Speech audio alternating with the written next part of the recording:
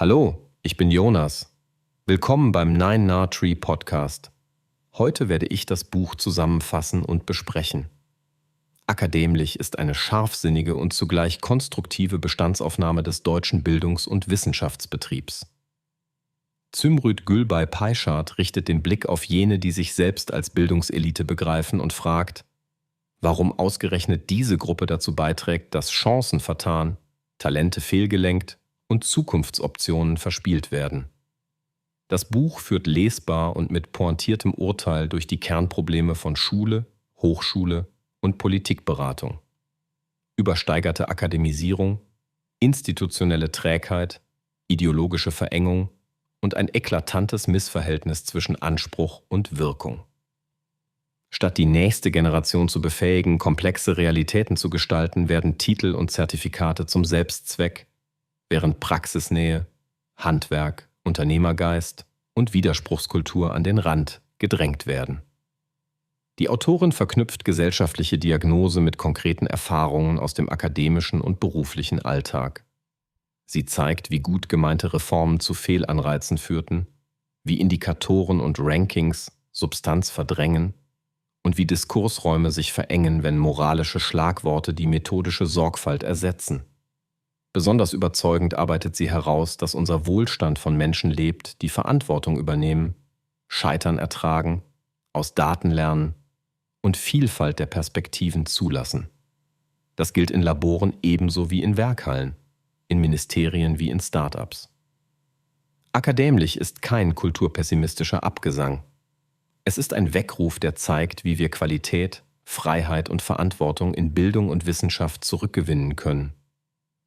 Wer verstehen will, warum gut klingende Strategien häufig an der Realität vorbeiplanen, warum Unternehmen händeringend nach Können statt nach Zertifikaten suchen und warum die gesellschaftliche Mitte an Vertrauen verliert, findet hier klare Begriffe, nachvollziehbare Beispiele und handfeste Vorschläge.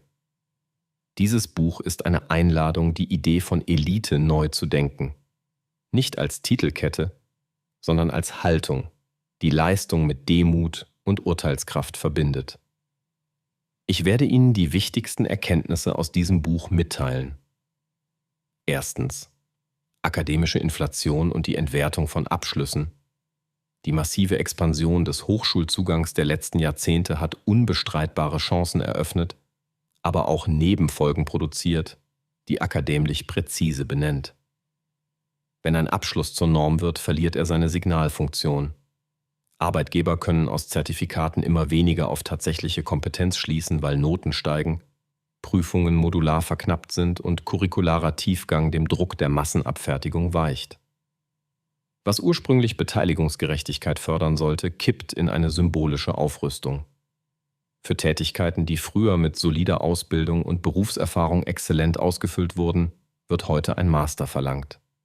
Damit wächst der Erwartungsdruck auf junge Menschen, mehr Zeit in formale Bildung zu investieren, während sie später ins Erwerbsleben starten und praktische Lernkurven vertagt werden. Die Autorin zeigt, wie Bologna-Strukturen, Kreditpunkte und standardisierte Akkreditierungszyklen zu einer Taktung führen, die den Schein von Vergleichbarkeit erzeugt, ohne die tatsächliche Vergleichbarkeit zu sichern. Studierende lernen zu optimieren, statt zu verstehen, Prüfungen werden zu Meilensteinen im Projekt Lebenslauf und Lehrende werden in Evaluationen gedrängt, die Kundenzufriedenheit statt Erkenntnisfortschritt abfragen. Gleichzeitig entstehen Engpässe an Berufs- und Fachschulen, im Handwerk und in MINT-nahen Ausbildungsberufen, weil gesellschaftliche Wertschätzung und bildungspolitische Narrative einseitig auf akademische Wege fokussieren. Konsequenzen sind messbar. Fehlbesetzungen, längere Onboarding-Phasen, abnehmende Problemlösungstiefe, wachsende Frustration in Unternehmen und Institutionen. Die Inflation akademischer Titel erzeugt Illusionen von Kompetenz, die sich in der Praxis nicht einlösen lassen. Akademisch argumentiert nicht gegen Bildung, sondern gegen ihren Fetisch. Bildung als Persönlichkeitsentwicklung, als Schulung des Urteils und als Erwerb robuster Methoden ist wertvoll. Bildung als Titelvermehrung um ihrer selbst willen wird teuer. Der Weg heraus führt über eine ehrliche Rückbesinnung auf Leistungsmaßstäbe, über anspruchsvolle Prüfungsformate, die Transfer, Kritikfähigkeit und Praxisbezug belohnen, und über die Aufwertung nicht akademischer Bildungswege, die für die gesellschaftliche Wertschöpfung unverzichtbar sind. Wenn Abschlüsse wieder Aussagekraft gewinnen sollen, müssen wir den Mut haben, Selektion nach Qualität zuzulassen, statt Gleichheit über formale Labels herzustellen. Zweitens. Theorie ohne Praxis. Eliten ohne Erfahrungswissen. Ein zentrales Motiv des Buches ist die wachsende Kluft zwischen theoretischem Anspruch und praktischer Umsetzung. Viele Entscheidungen in Politik, Verwaltung und Großorganisationen entstehen heute in Runden von gut qualifizierten Akademikerinnen und Akademikern, die Programme schreiben, Leitbilder formulieren und KPIs definieren, aber zu selten direkt mit den operativen Konsequenzen konfrontiert sind. Diese Entkopplung produziert elegante Konzepte, die in der Realität zu Reibungsverlusten, Mehrkosten und Vertrauensverlust führen. Ob Digitalisierung in Schulen, Energie- und Infrastrukturprojekte oder Integrations- und Fachkräftepolitik. Es hapert weniger an Ideen als an robustem Erfahrungswissen, an iterativem Lernen und an Feedbackschleifen aus der Praxis. Akadämlich macht deutlich, dass Erfahrungswissen kein Gegenbegriff zur Wissenschaft ist, sondern deren notwendige Ergänzung. Erkenntnis gewinnt an Tragfähigkeit, wenn sie Feldbeobachtungen, Nutzerperspektiven und die Logiken der Anwendung ernst nimmt.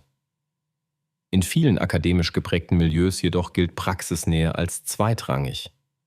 Wer zu nah am Doing ist, gilt schnell als nicht theoretisch genug.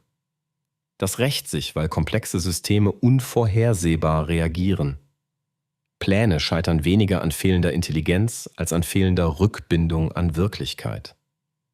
Die Autorin plädiert für institutionelle Brücken, duale Studienformate mit echter Verantwortung, Rotationsprogramme zwischen Verwaltung, Wirtschaft und Zivilgesellschaft, mehr Dozierende mit Felderfahrung, die nicht nur als Exoten in die Lehre eingeladen werden, sowie Karrierepfade, die Praxisleistungen und Projekterfolge formell anerkennen. Sie kritisiert zugleich die schlechte Fehlerkultur. In vielen Organisationen wird Scheitern sanktioniert, weshalb Risiken vermieden, Innovationen vertagt und Verantwortung diffundiert werden. Eine erwachsene Elite aber lernt aus Misserfolgen, dokumentiert Hypothesen und passt Maßnahmen an. Das Buch sammelt hierfür prototypische Szenen aus Projektalltag und Bürokratie, die zeigen, wie schnell Evidenz Selektionsprozessen zum Opfer fällt, wenn Gesichtsverlust droht. Die Lösung liegt in einer Kultur, die Theorie und Praxis nicht hierarchisch, sondern komplementär versteht. Modelle sind hilfreich, wenn sie als Hypothesen mit Ablaufdatum gelten. Praxis ist unverzichtbar, wenn sie systematisch Feedback erzeugt. Zusammen bilden sie das Fundament einer Elite, die nicht akademisch, sondern wirksam ist. Drittens. Ideologisierung der Wissenschaft und verengte Diskursräume. Ein weiterer Pfeiler der Diagnose betrifft die Diskurskultur in Wissenschaft und öffentlicher Debatte. Akadämisch beschreibt, wie moralische Deutungen und politische Lagerlogik zunehmend methodische Skepsis und argumentative Offenheit verdrängen. Streit um Begriffe und Theorien weicht Loyalitätsprüfungen. Nicht selten entscheiden Gremienharmonie, Drittmittelinteressen oder digitale Empörungswellen darüber, welche Fragen gestellt werden dürfen, welche Methoden als legitim gelten und welche Ergebnisse risikolos kommunizierbar sind.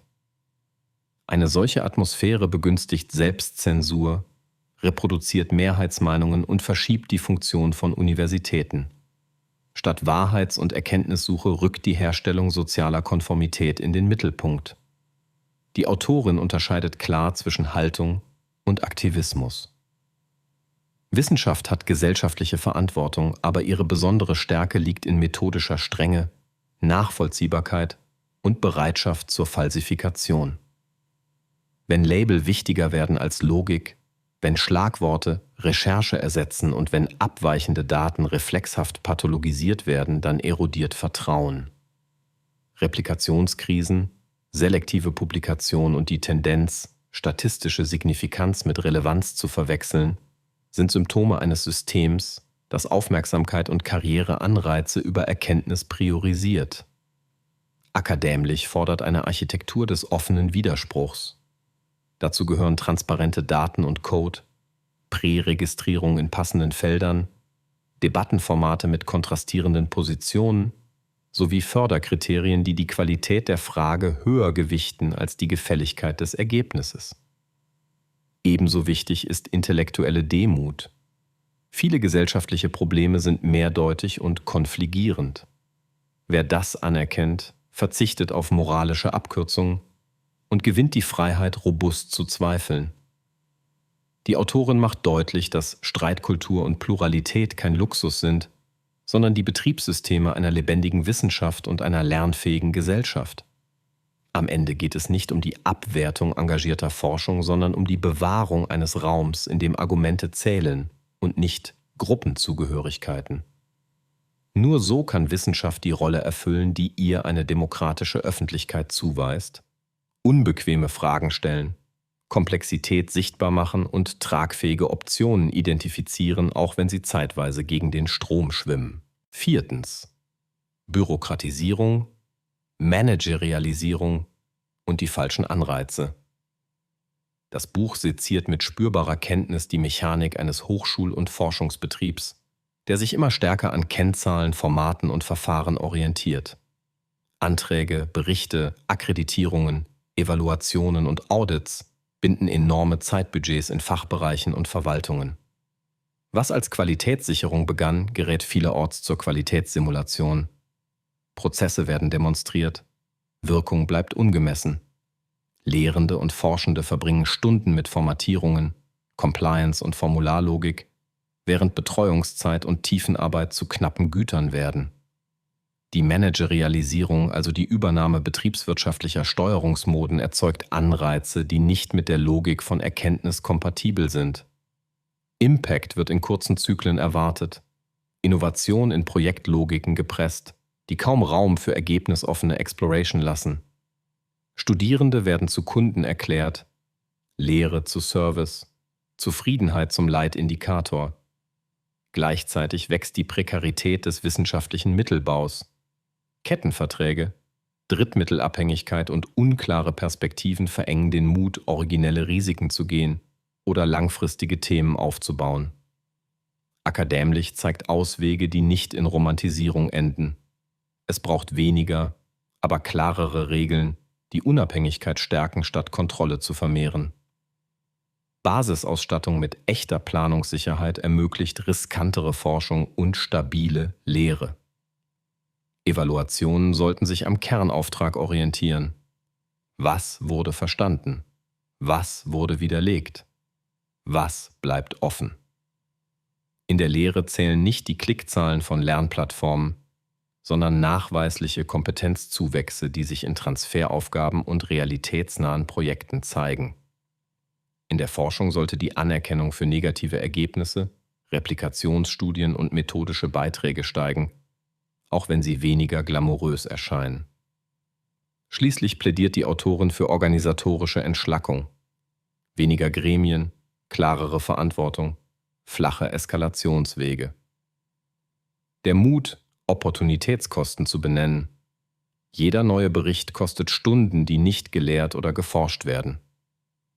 Eine Elite im besten Sinne erkennt, dass Führung heißt, Schutzräume für Qualität zu bauen und den Lärmpegel der Verfahren zu senken, statt immer neue Instrumente aufzusetzen. So kehrt Wirksamkeit in die Institutionen zurück. Schließlich Bildungsgerechtigkeit, Aufstieg und der Wert des Nicht-Akademischen. Akadämlich widerspricht der bequemen Annahme, der Weg über das Studium sei automatisch der Königsweg zu Aufstieg und Wohlstand. Für viele Menschen stimmt das, für viele andere aber nicht. Wer die soziale Durchlässigkeit wirklich erhöhen will, muss die Vielfalt der Begabungen respektieren, strukturelle Hürden ernst nehmen und die reale Nachfrage der Gesellschaft berücksichtigen. Die Autorin beschreibt, wie habitusgeprägte Codes, unausgesprochene Erwartungen und frühe Weichenstellungen im Schulsystem Chancen ungleich verteilen. Kinder aus nicht-akademischen Haushalten navigieren ohne familiären Kompass durch Bildungsinstitutionen, unterschätzen oft ihre Möglichkeiten oder fühlen sich in akademischen Milieus kulturell fremd. Umgekehrt wird leistungsstarker Nachwuchs für berufspraktische und handwerkliche Wege zu selten ermutigt, obwohl dort exzellente Karrieren möglich sind. Das Buch kritisiert ein einseitiges Prestigegefälle. Wenn das Handwerk als Plan B gilt und die Berufsschule als Restschule, verliert die Gesellschaft genau jene Kompetenzen, die Wohlstand tragen: Präzision, Materialverständnis, Prozessdenken, Kundenorientierung. Der Fachkräftemangel ist daher auch eine Folge kultureller Abwertung. Bildungsgerechtigkeit bedeutet nicht, alle in dieselbe Form zu pressen, sondern faire, anspruchsvolle und anschlussfähige Wege zu eröffnen. Dazu zählen frühe Sprachförderung, starke Grundbildung, professionelle Berufsorientierung, Brückenprogramme zwischen beruflicher und akademischer Bildung sowie Stipendien und Netzwerke für Erstakademikerinnen und Erstakademiker. Gülbay Payshat schlägt vor, den Begriff Elite neu zu definieren, als Zusammenspiel unterschiedlicher Exzellenzen. Die Ingenieurin, die Meisterin, der Pflegeprofi, die Forscherin, der Datenanalyst, die Unternehmerin. Eine Gesellschaft wird robuster, wenn sie die Würde und den Nutzen aller produktiven Rollen sieht und belohnt. Die Anerkennung darf nicht nur symbolisch sein, sondern materiell und institutionell. Transparente Aufstiegsrouten, Weiterbildung auf hohem Niveau, Durchlässigkeit zwischen Systemen, öffentliche Sichtbarkeit von Erfolgen jenseits akademischer Bühnen. Ein besonderes Augenmerk legt das Buch auf die Frage, wie Vertrauen zurückgewonnen werden kann. Wer erlebt, dass Leistung zählt, dass Regeln fair sind und dass Wege offen stehen, investiert in die eigene Zukunft. Wer hingegen das Gefühl hat, gegen unsichtbare Wände zu laufen, wendet sich ab. Bildungspolitik und Hochschulen tragen Verantwortung, diese Erfahrungskurven positiv zu drehen. Das ist möglich, wenn Respekt, Standards und Praxisnutzen zusammengedacht werden. So entsteht echte Aufstiegskultur, die nicht via Zertifikatskaskade, sondern durch Können, Charakter und Beitrag überzeugt. Zusammenfassend: Akadämlich ist ein Buch für alle, die am Bildungs- und Wissenschaftssystem beteiligt oder von seinen Ergebnissen betroffen sind. Eltern, die über den Bildungsweg ihrer Kinder nachdenken. Schülerinnen, Auszubildende und Studierende, die Orientierung zwischen echtem Lernen und Zertifikatejagd suchen. Lehrkräfte, Dozierende und Hochschulverantwortliche, die Qualität zurück ins Zentrum rücken wollen. Unternehmerinnen, Führungskräfte und Personalverantwortliche, die Kompetenzen verlässlich erkennen und entwickeln müssen. Und nicht zuletzt politische Entscheider, die Reformen entwerfen, die an der Wirklichkeit bestehen sollen. Der Gewinn für das eigene Leben liegt in 3 Dimensionen. Erstens schärft das Buch den Blick für Qualität. Es hilft, zwischen Signalen und Substanz zu unterscheiden, bessere Entscheidungen zu treffen und Lernwege bewusst zu gestalten. Zweitens stärkt es Handlungsmut. Wer versteht, wie Fehlanreize entstehen und wie Ideologie und Bürokratie die Wirksamkeit mindern, kann in seinem Umfeld Hebel setzen, Prozesse vereinfachen und Räume für Praxis und Verantwortung öffnen. Drittens fördert es Resilienz. Realistische Erwartungen, eine erwachsene Fehlerkultur und die Wertschätzung unterschiedlicher Begabungen machen Personen und Organisationen belastbar und lernfähig. Warum dieses Buch und nicht ein anderes zum Thema Bildungskrise und Eliten? Weil es weder in Nostalgie noch in Zynismus verfällt. Gülbay Payshat verbindet klare Kritik mit konkreten Auswegen. Sie argumentiert zugänglich, ohne zu vereinfachen, und engagiert, ohne in Aktivismus zu kippen. Beispiele aus Schule, Hochschule, Verwaltung und Wirtschaft machen die Diagnose anschaulich. Zugleich bleibt der Ton lösungsorientiert. Weniger Regelwerk, mehr Verantwortung. Weniger Symbolpolitik, mehr Leistungsstandards. Weniger Moralrhetorik, mehr Methode. Wer heute in einer Welt voller Umbrüche bestehen will, braucht verlässliche Maßstäbe. Akadämlich bietet solche Maßstäbe. Es lädt dazu ein, Elite als Haltung zu leben. Neugierig, widerständig, verantwortungsvoll. Wer dieses Buch kauft, investiert nicht in Empörung, sondern in Urteilsfähigkeit. Das ist die knappste Ressource unserer Zeit und die beste Versicherung für Zukunftsfähigkeit. Wenn Sie unterstützen möchten, Zümrüt Gülbay Peischardt, können Sie das Buch über den Amazon-Link kaufen, den ich in der Podcast-Beschreibung angegeben habe. Lassen Sie mich nach dem Lesen des Buches wissen, was Sie davon halten und teilen Sie Ihre Gedanken mit. Bis bald.